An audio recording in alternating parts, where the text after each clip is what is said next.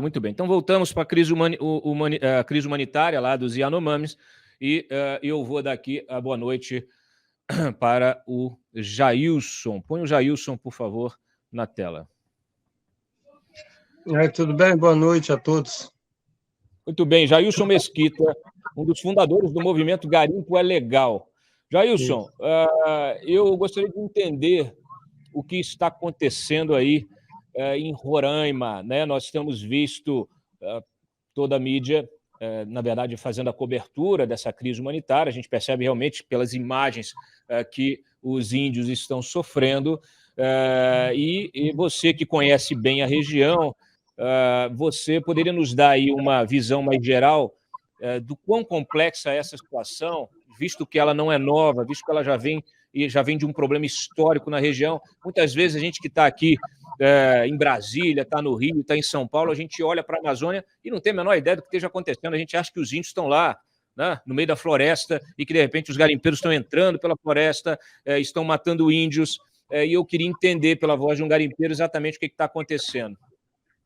Ok. Em primeiro lugar, boa noite. Agradeço aqui a oportunidade da gente poder fazer um debate com relação a isso. Em primeiro lugar, esclarecer que eu não sou garimpeiro. Eu sou um intermediador dessa questão entre os garimpeiros que estão sendo tratados como bandidos e o poder público que não cumpriu a sua obrigação a partir do governo Sarney, quando se passou a fazer demarcações indígenas e de forma nenhuma se fez demarcações de áreas garimpeiras, como manda a Constituição Federal no seu artigo 174. Inclusive, nós cobramos isso até do Ministério Público Federal, que eu vou mostrar aqui. Fizemos uma manifestação no Ministério Público Federal cobrando exatamente essa questão, denunciando que o garimpo é ilegal, que a mídia tanto bate, tanto fala, ele existe mais por omissão do governo federal, e quando eu cito governo federal, não é o governo Bolsonaro, é do Sarney para cá, é a União que se nega a reconhecer trabalhadores que têm um estatuto na Constituição Federal, tem o artigo 174, que diz a forma como tem que se fazer o garimpo e promover de responsabilidade única e exclusiva do governo federal, e eles têm até o Dia Nacional do Garimpeiro. Então, tratar essa população, esses trabalhadores, como bandido é um crime. E isso, sim, é um crime cometido pela grande mídia brasileira. A questão de Roraima, há um histórico da questão da reserva Yanomami, que é importante dizer que antes de se falar que lá era um território indígena, lá era um território de garimpeiros, que inclusive foi demarcado pelo presidente Sarney, e que o Sarney, quando demarcou a terra indígena Yanomami, também demarcou uma área garimpeira. Depois veio o presidente Collor, depois de fazer uma visita na Inglaterra, voltou de lá para cá trazendo ideias ambientalistas que afrontam a soberania nacional, e ninguém levou isso muito a sério, e simplesmente anexou o que seria a reserva garimpeira à terra indígena, colocando naquela época, nos anos 90, mais de 20 mil garimpeiros para fora, simplesmente sem dar nenhuma compensação. E nós estamos falando de pessoas que 2 anos antes, na Constituição de 1988, tinham ganho o direito constitucional de seu trabalho. Foram expulsos de uma área de trabalho, inclusive reconhecida pelo governo federal quando este demarcou uma área específica para esse trabalho, e simplesmente foram jogados para fora. E aí, praticamente, o garimpo deixou de existir daquela forma, mas naturalmente que pequenos focos de atuação de garimpeiros sempre existiram na Amazônia. Nós tivemos em Roraima, e é importante colocar aqui, inclusive até a narrativa da Rede Globo Televisão e outras emissoras que querem abordar esse assunto com propriedade, apenas repetindo falácia de ONGs internacionais, nós vamos falar sobre isso, é que a partir de 2016, quando se falar, o garimpo explodiu no estado de Roraima. Se esquece que em 2016 se explodiu a migração venezuelana no estado de Roraima. Nós recebemos aqui mais de 300 mil pessoas vindas de um país apoiado pelo governo do PT, tido como liberdade e democracia exemplo para o mundo, que trouxe os seus cidadãos para Roraima para não sofrerem um novo holodomor ucraniano de morrer de fome. Vieram para Roraima. E a população roraimense, taxada como xenófoba, como agressores de minorias, foi exatamente quem acolheu essas pessoas sem nenhum recurso. Nós tivemos um colapso no estado de Roraima, colapso na saúde, na segurança, na educação, porque nós não tínhamos nos preparado para receber praticamente o dobro da nossa população. Então, esse arranjo social que se arranjou com o garimpo foi porque, quando a migração venezuelana chegou aqui, o garoto que trabalhava no supermercado, por um salário mínimo, ele ia às 7 horas da manhã e saía às 6 da tarde, ele passou a competir com um venezuelano que chegou esfomeado, né, sem rumo na vida, vítima da ditadura do seu Maduro, apoiado pelo PT do Lula, e ele foi competir com esse cidadão que se ofereceu a trabalhar no lugar dele das 7 às 11 da noite. E ele foi substituído. E aí ele foi parar no garimpo. Você falou duas coisas importantes aqui.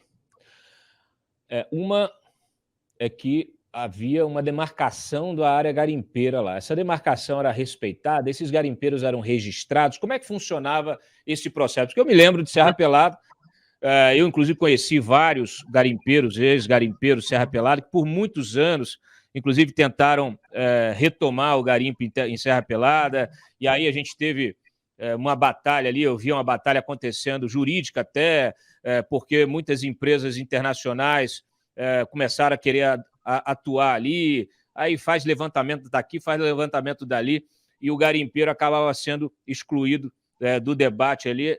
Eles sempre reclamavam muito. E aí, por favor, explica para a gente. Essa área foi demarcada quando exatamente? Por quanto tempo ela funcionou? Porque a gente vê nos relatos históricos que o garimpo lá começou na década de 70. Na ocasião, era ilegal? Já era legal? Ou era informal, não tinha ainda, vamos dizer assim, nenhuma legalização da área, nenhuma atuação do Estado em relação a esse garimpo? E é a mesma região? Quer dizer, como é que isso funcionava? Esse pessoal era registrado? Era cooperativa? Como é que funcionava isso? Olha, os garimpeiros eles se organizavam em associações e em sindicatos. Então, era a forma como se sabia como os garimpeiros se administravam. A questão dos territórios que eles ocupavam, simplesmente por serem brasileiros, não havia legislação específica com relação a áreas indígenas, a proteção ambiental, como as ONGs internacionais nos impuseram, né? Sabe lá Deus os interesses, e eles andavam livremente ocupando a Amazônia, né? Então, eles eram regidos pelos sindicatos. Era a forma que se sabia, era o sindicato. Quando o presidente Sarney demarcou a terra indígena, Yanomami, que fez também a terra garimpeira, inclusive a pedido dos sindicatos, né? Na época, o Zé Altino Machado era um dos líderes garimpeiros, e ele trabalhou muito nessa questão, não só dentro de Roraima, como depois em outros estados, quando começou a se ter o conflito com a legislação que passou a ser criada a partir dessa aproximação do presidente Fernando Collor de Mello com as ONGs internacionais. Porque o que pouca gente sabe é que o interesse pela Amazônia brasileira, ninguém está preocupado com o índio. Essa falácia que estão falando hoje do indígena de Roraima, e você colocou bem no começo da fala aqui, ela não é uma preocupação indígena. Porque, se fosse, todos os governos teriam que ser penalizados pelo crime de genocídio. Porque todos agiram da mesma forma. Todos agiram da mesma forma. Por quê? Porque o modelo de indigenismo que se pratica no Brasil está errado. É um modelo criado a partir das ONGs internacionais. Eu quero que alguém me explique, por exemplo, a mesma ONG que está pedindo doação para você, para dar comida para os povos indígenas, é a mesma ONG que diz que o índio não pode comer a comida que você vai doar. E aí, como é que fica isso? Né? Então, um tema muito complexo nisso aí. E a questão, só para finalizar a pergunta que você fez, os garimpeiros, eles não tinham, o governo não tinha oficialmente uma forma de controle. Ele tinha uma carteira que o governo dava através do Ministério da Fazenda, à época, né? O governo emitia uma carteira de garimpeiro, já que eles eram constitucionalmente reconhecidos, e o governo sabia mais ou menos controlar o número de garimpeiros por essa carteira. Mas a questão ela ainda era muito vaga na questão da forma de trabalho, de fiscalização, essa coisa ela era muito vaga, porque nós estamos falando lá dos anos 80, né, principalmente até os anos 90. Tem um estatuto também, né? Perfeito, tem o Estatuto do Garimpeiro. Que regula ali como que deve ser feita a atividade, etc. e tal, o impacto, como o impacto ambiental precisa ser minimizado. Como é que você responde a todas essas denúncias de uso de mercúrio, etc. e tal, nesses garimpos, o que naturalmente tem um impacto ambiental, prejudica rios, mata peixe, mata flora, mata fauna? Como é que é?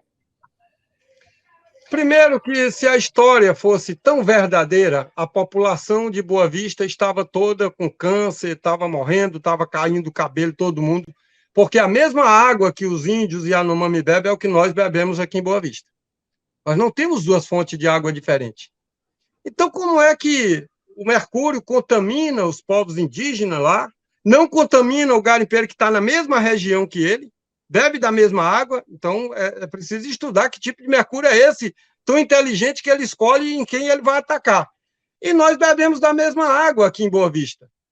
Inclusive, eu questionei a própria Companhia de Água e Esgoto do Estado de Roraima, que é a nossa CAE, que fornece e faz tratamento de água, sobre esse tal alto índice de mercúrio, e ninguém conseguiu encontrar da forma alarmante como eles dizem aí.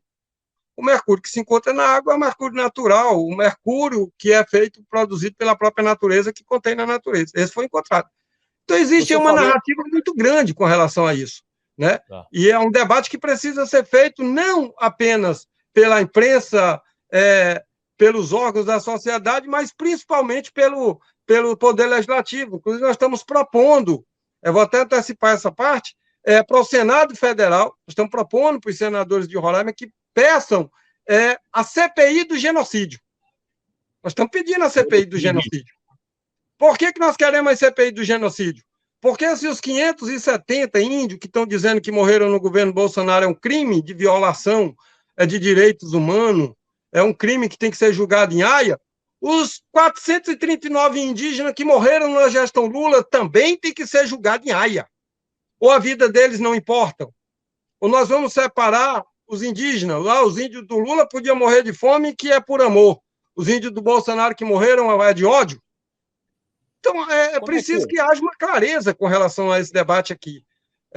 Eu, particularmente, tenho uma opinião formada com relação a isso, que esse espetáculo aqui que está acontecendo, um triste espetáculo, tem um único objetivo. Colocar no presidente Bolsonaro um crime internacional de violação de direitos humanos e prendê-lo.